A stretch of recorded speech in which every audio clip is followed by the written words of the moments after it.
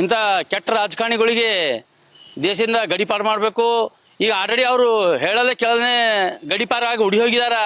ಇವ್ರಿಗೆ ಓಡಾಡ್ಲಕ್ಕ ಕೇಂದ್ರ ಸರ್ಕಾರ ಅವರಿಗೆ ಕುಮ್ಮಕ್ಕ ಕೊಟ್ಟು ಕೇಂದ್ರ ಸರ್ಕಾರ ಏನು ಮಾಡ್ತಾ ಇದೆ ಅಂದ್ರೆ ಅವರಿಗೆ ಟೋಟಲಿ ಬೇರೆ ಬೇರೆ ಯಾರು ಇದು ಮಾಡಿದಾರೋ, ಸಾಲ ಮಾಡಿದವರು, ಏನೋ ಸಣ್ಣ ಸಣ್ಣ ಕಾಂಡ್ ಮಾಡಿದವ್ರಿಗೆ ಇಮಿಡಿಯೇಟಾಗಿ ಹಿಡ್ಕೊಂಡು ಬರ್ತಾರ.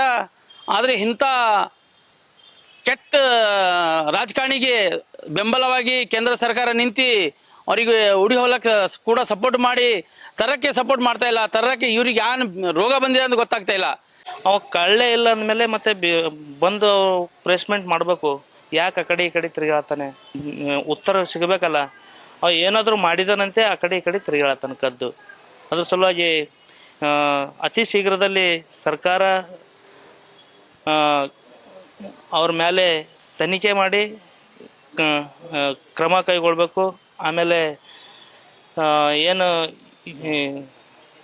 ಇದು ಮಹಿಳೆಯರಿದ್ದಾರಲ್ಲ, ಮಹಿಳೆಯರಿಗೆ ನ್ಯಾಯ ಒದಗಿಸ್ಕೊಡ್ಬೇಕಂತ ಆ ವ್ಯಕ್ತಿಗೆ ಇವತ್ತು ಸಂಸದನ ಸ್ಥಾನಮಾನವನ್ನ ನೀಡಿದ್ದಾರೆ. ಆ ಹುಡುಗ ಅದನ್ನ ದುರ್ಬಳಕೆಯನ್ನ ಮಾಡಿಕೊಂಡು ಕಂಡು ಹೆಣ್ಮಕ್ಳ ಮೇಲೆ ಈ ರೀತಿ ಕಾಮಾಂಧವನ್ನ ಪ್ರವೃತ್ತಿ ನಡೆಸಿರ್ತಕ್ಕಂಥದ್ದು ರಾಜ್ಯದ ದೇಶದ ಪ್ರಜ್ಞಾವಂತ ನಾಗರಿಕ ಸಮಾಜ ತಲೆ ತಗ್ಗಿಸುವಂತಾಗಿದೆ.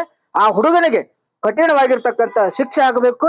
ಮುಂದೆ ಬರ್ತಕ್ಕಂಥ ಯುವ ರಾಜಕಾರಣಿಗಳಿಗೆ ಇದು ಪಾಠವಾಗಲಿ ಪರಿಗಣಿಸಬೇಕು ಅನ್ನೋ ಮಾತನ್ನ ನಾನು ಮಾಧ್ಯಮ ಮುಖಾಂತರವಾಗಿ ಆಗ್ರಹಿಸ್ತಾ ಇದ್ದೀನಿ. ವಿದೇಶಕ್ಕೆ ಹೋಗಿ ಕುಂತಿರುವುದು ಇವರು ಅದು ಶೋಭೆ ತರುವಂತದ್ದಲ್ಲ. ಕರ್ನಾಟಕದ ಜನತೆ ಇವರಿಗೆ ಸುಮಾರು ಲಕ್ಷಾನುಗಟ್ಟಲೆ ವೋಟ್ ಹಾಕಿ ಒಬ್ಬ ಚುನಾಯಿತ ಪ್ರತಿನಿಧಿಯಾಗಿ, ಒಬ್ಬ ಸಂಸದರಾಗಿ ಮಾಡ್ತಕ್ಕಂಥ ಜವಾಬ್ದಾರಿ ಮತ್ತು ಆತನ ಕೂಡಲೇ ಸಂಸದ ಸ್ಥಾನದಿಂದ ಅನರ್ಹ ಮಾಡಬೇಕು. ಜೊತೆಗೆ ಅವರ ತಂದೆಯವರನ್ನು ಕೂಡ ಏನು ಒಬ್ಬ ಶಾಸಕರಿದ್ದಾರೆ ಅವ್ರನ್ನು ಕೂಡ ಈ ಕೇಸ್ SIT ತನಿಖೆ ಸಂಪೂರ್ಣವಾಗಿ ಮುಗಿಯವರೆಗೂ ಕೂಡ ಅದನ್ನು ಹೋಲ್ಡಿಂಗ್ ನಲ್ಲಿ ಇಡಬೇಕು. ಅವರ MLA ಸ್ಥಾನವನ್ನು ಅಂತ ಹೇಳಲಿಕ್ಕೆ ಇಚ್ಛೆ ಪಡ್ತೇನೆ.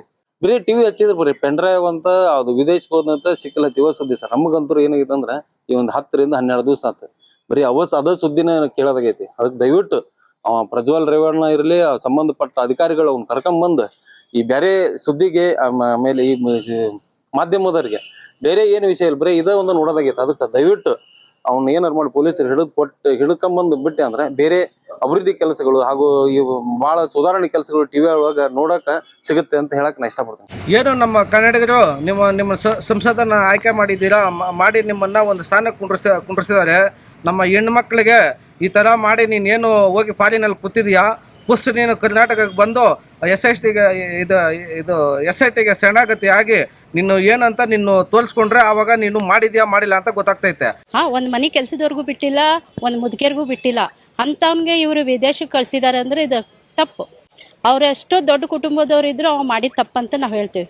ಅವ್ನ ವಿರುದ್ಧ ನಾವೆಲ್ಲರೂ ಹೋರಾಟ ಮಾಡಕ್ ನಾವು ರೆಡಿ ಇದ್ದೇವೆ. ಯಾಕಂದ್ರೆ ಅವ್ನ್ಗ ಹೆಂಗ್ ಕೊಂಟ್ರ 1 ಕೊಲೆ ಮಾಡಿದ್ರು ಹೆಂಗ್ ಕೊಂಟ್ರ ಮಾಡ್ಬೇಕು, 400 ಕೊಲೆ ಮಾಡಿದವ್ರಿಗೂ ಹೆಂಗ್ ಕೊಂಟ್ರ ಮಾಡ್ಬೇಕು. ಅವ್ನಿಗೆ ಶಿಕ್ಷೆ ಕೊಟ್ಟು ಜೈಲೊಳಗಿಟ್ಟು ಊಟ ಹಾಕಿ ಅವನ್ನ ಸಾಕೋಕ್ಕಿಂತ ಹೆಂಗ್ ಕೊಂಟ್ರ ಮಾಡ್ಬೇಕು. ಇಲ್ಲ ಅವ್ರ ಕಡೆ ಆಗಿಲ್ಲ ಅಂತಂದ್ರೆ ನಮ್ಮಂತ ಹೆಣ್ಮಕ್ಳ ಕೈಯಾಗ ಕೊಟ್ರ ಕಾನೂನು ಏನಂತ ನಾವು ತೋರಿಸ್ತೀವಿ.